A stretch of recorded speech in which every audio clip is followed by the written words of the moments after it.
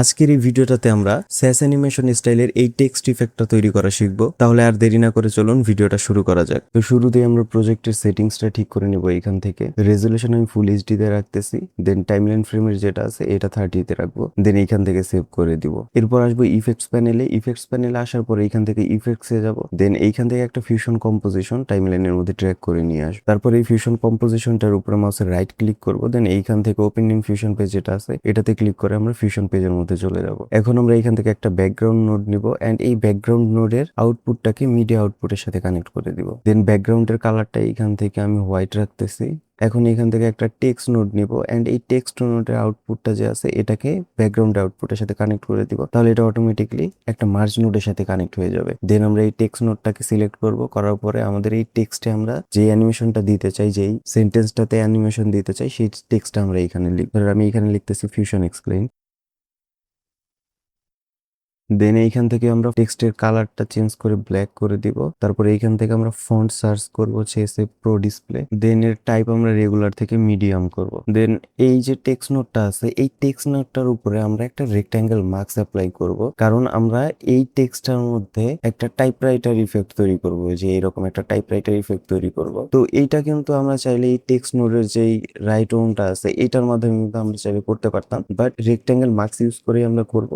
এতে করে জিনিসটা আরো বেশি প্রফেশনাল লাগবে। সো আমরা রেক্টাঙ্গেলের মধ্যে আসবো, আসার পরে এর হাইটটা এভাবে কমাই দিব। তারপরে আসবো আমরা জিরো ফ্রেমে। জিরো ফ্রেমে আসার পরে এই যে সেন্টার ভ্যালুটা আছে এক্স এন্ড ওয়াই, এইখানে একটা কি ফ্রেম দিব। দেওয়ার পরে 30 ফ্রেমের মধ্যে আসবো। 30 ফ্রেমে আসার পরে এখানে আরেকটা কি ফ্রেম দিব। দেন এই যে কি ফ্রেমের পাশে একটা লেফট অ্যারো বাটন আছে এইটাতে প্রেস করে আমরা একেবারে প্রথম কি ফ্রেমে চলে আসবো। দেন প্রথম কি ফ্রেমে এইখানে আমরা চাই যে আমাদের টেক্সটটা একেবারে রেক্ট্যাঙ্গেল মার্কসের বাইরে থাকুক। তো এই জিরো ফ্রেমে আমরা চাই যে টেক্সটটা আমাদের একেবারে ইনভিজিবল থাকুক। দেন আস্তে আস্তে যখন 30 ফ্রেমের দিকে যাবে তখন টেক্সট আস্তে আস্তে এটা ভিজিবল হবে। তো সেটা করার জন্য আমরা এই জিরো ফ্রেমে থাকা অবস্থায় এই যে সেন্টার এক্সটা আছে এটাকে জাস্ট এদিকে ড্র্যাগ করে দিব। দেন এখন যদি আমরা একটু অ্যানিমেশনটা দেখি, আমাদের অ্যানিমেশনটা এরকম করে হইতেছে, যেটা অবশ্যই স্মুথ না, এটাকে আমাদের স্মুথ করতে হবে। তো এটাকে স্মুথ করার জন্য আমরা কি করব, এই রেক্টাঙ্গেল টুলটাকে সিলেক্ট করার পরে আমরা স্প্লাইন উইন্ডোতে চলে যাব। স্প্লাইন উইন্ডোতে আসার পরে এখানে যে রেক্ট্যাঙ্গেল ওয়ান আছে এটাকে সিলেক্ট করব। তো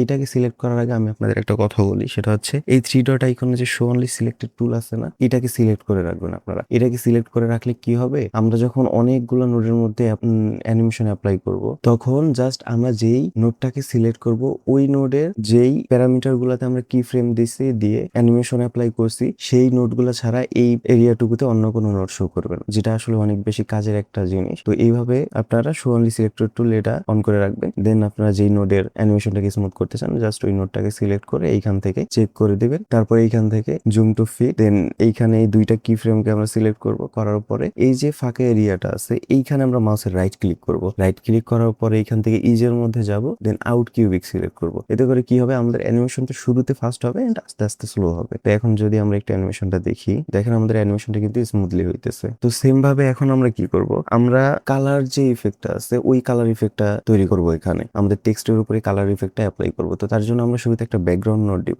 এন্ড এই ব্যাকগ্রাউন্ড নোডের আউটপুটটা যা আছে এইটাকে আমরা এই টেক্সট নোডের এই যে এই আউটপুটের সাথে কানেক্ট করে দিব। তো এই ব্যাকগ্রাউন্ড নোডের আউটপুটটাকে ধরলাম, আমি ধরে এইভাবে টেক্সট নোডের আউটপুটের সাথে কানেক্ট করে দিলাম। এটা অটোমেটিকলি কিন্তু একটা মার্জ নোডের সাথে কানেক্ট হয়ে গেছে। দেন এই যে ব্যাকগ্রাউন্ড নোডটা আছে এই ব্যাকগ্রাউন্ড নোডের সাথে আবার একটা রেক্ট্যাঙ্গেল মার্কস এখানে অ্যাপ্লাই করব। দেন এইটারও সেম ভাবে টেক্সটের মতো করে আমরা হাইটটা অ্যাডজাস্ট করে নিব।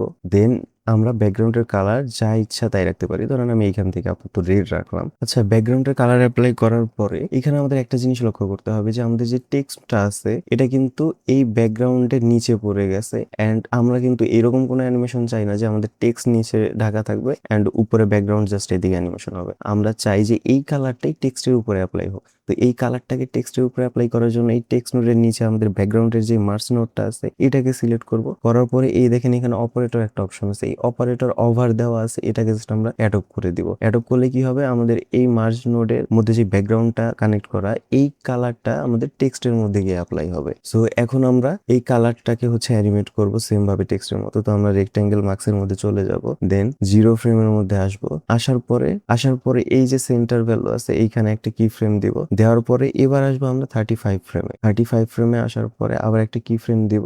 দেন এখন আমরা কি করব, আমরা চাই যে শুরুতে আমাদের যেই কালারটা আছে এটা এই সেম পজিশনেই থাক, এন্ড 35 ফ্রেমে আসার পরে এটা একেবারে টেক্সটের বাইরে চলে যায়। তো আমরা 35 ফ্রেমে থাকার পরে এই যে সেন্টার এক্স ভ্যালুটা আছে এটা কিভাবে ডান মুভ করে দেবো, একেবারে যেন আমাদের এই টেক্সটের উপর থেকে কালারটা সরে যায়। তো সেম ভাবে এখন এটাকেও আমরা স্মুথ করব। তো আমরা যাবো স্প্লাইন উইন্ডোর মধ্যে, যাওয়ার পরে এখান থেকে জুম টু ফিট, দেন এই কি ফ্রেম দুইটাকে সিলেক্ট করব, তারপর হচ্ছে এইখানে মাউসের রাইট ক্লিক করে ইজের মধ্যে যাব, তারপরে আউট কিউবিক যেটা আছে এটাকে সিলেক্ট করব। এটাকে সিলেক্ট করলে সেম অ্যানিমেশনটা আমাদের এই রেক্ট্যাঙ্গেলের ব্যাকগ্রাউন্ড যে নোটটা আছে এটার উপরেও কিন্তু অ্যাপ্লাই হয়ে যাবে, কালারের উপরেও আমাদের অ্যাপ্লাই হয়ে যাবে। এখন যদি অ্যানিমেশনটা প্লে করে দেখি তাহলে দেখেন অ্যানিমেশনটা কিন্তু স্মুথলি হইতেছে। বাট এখানে প্রবলেম হইলো আমাদের যে কালার এন্ড টেক্সট আছে এটা কিন্তু খুব হার্ড বোঝা যাইতেছে। এখানে আমাদের টেক্সট আমি যদি একটু জুম করে দেখাই, দেখেন এটা কিন্তু অনেক হার্ড বোঝা যাইতেছে। তো আমরা চাই যে আমাদের কালারটাও একটু সফট কাট হোক, দেন টেক্সটটাও একটু সফট কাট হোক। তো এর জন্য আমরা কি করবো, এই টেক্সটের উপরে যে রেক্ট্যাঙ্গেলটা আছে এটার মধ্যে যাব, যাওয়ার উপরে এর সফটনেসটা আমরা এইখান থেকে বাড়াই দিব,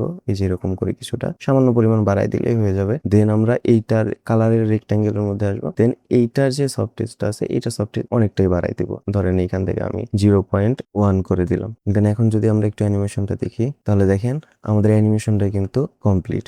আপনারা চাইলে কিন্তু এই ব্যাকগ্রাউন্ডের কালার যা ইচ্ছা তাই রাখতে পারেন, এভাবে যে কালারে আপনি দিতে চান না কেন সেই কালারে এখানে অ্যাপ্লাই করতে পারবেন। তো এই টেক্সট ইফেক্টটা অনেক বেশি ইউজ হয় স্যাস অ্যানিমেশনের মধ্যে। এখন আপনারা যদি দাভিঞ্চি রিজলভ দিয়ে এরকম আরো টেক্সট অ্যানিমেশন শিখতে চান তাহলে আমার এই ভিডিওটা চেক করতে পারেন, ডিসক্রিপশন বক্সে ভিডিওর লিংক দেওয়া আছে। তো এই ছিল আজকের ভিডিওটা যদি ভালো লাগে তাহলে অবশ্যই চ্যানেলটা সাবস্ক্রাইব করে রাখবেন। দেখা হচ্ছে পরবর্তী কোনো ভিডিওতে।